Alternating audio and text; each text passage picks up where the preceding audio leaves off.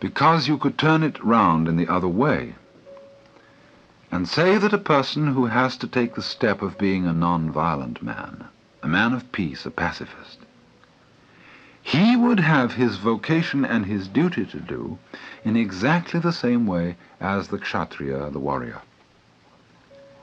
He must not be non-violent on sentimental grounds, but rather because he sees it as his svadharma, that is to say, his vocation in life. And so a moment later, Krishna formulates the principle of action.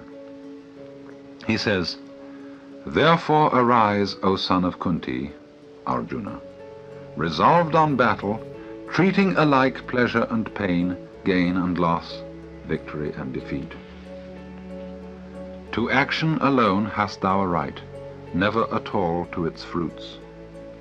Let not the fruits of action be thy motive, neither let there be in thee any attachment to inaction.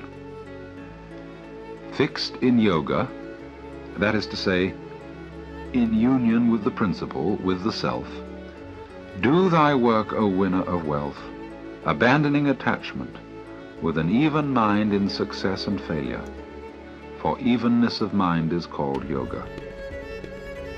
One who has yoked his intelligence with the divine casts away even here both good and evil. Therefore strive for yoga.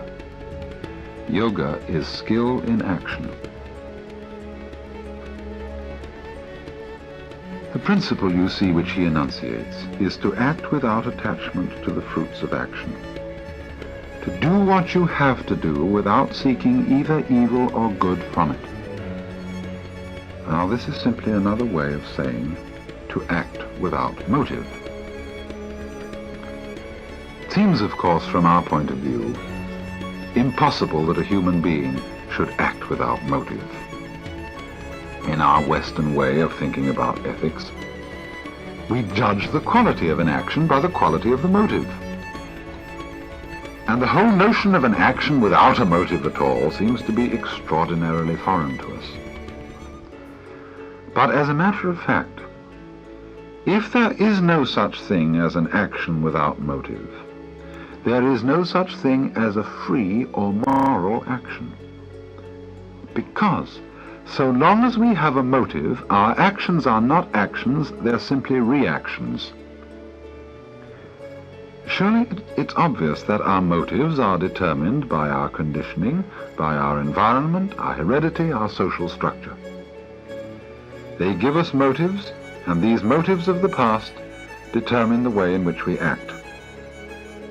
Now, if my motive for doing good is for the sake of some sort of a reward, whether it's in the ancient sense of going to heaven or the modern sense of being a real person or a regular guy, or whether it's fear in the ancient sense of going to hell or in the modern sense of being a cad, I act motivatedly.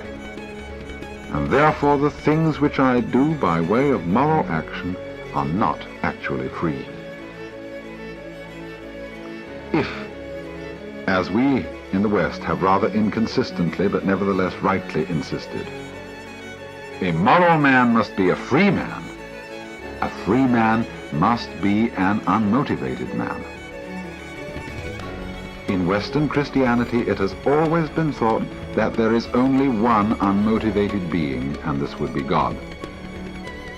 In the words of the ancient hymn in the Catholic Breviary, God is creation's secret force, thyself unmoved, all motion's source.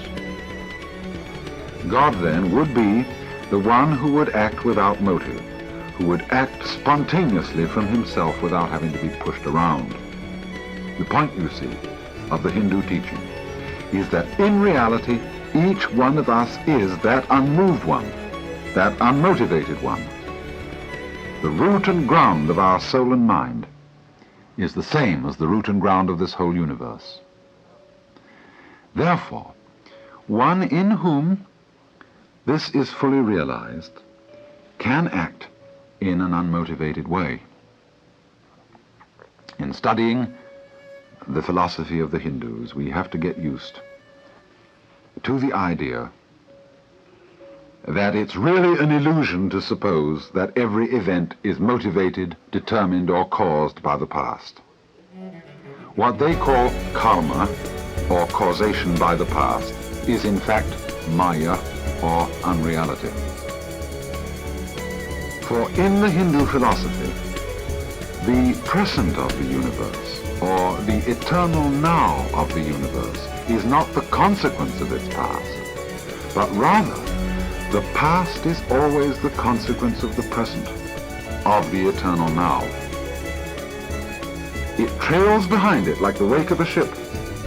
It does not stand before it and push it.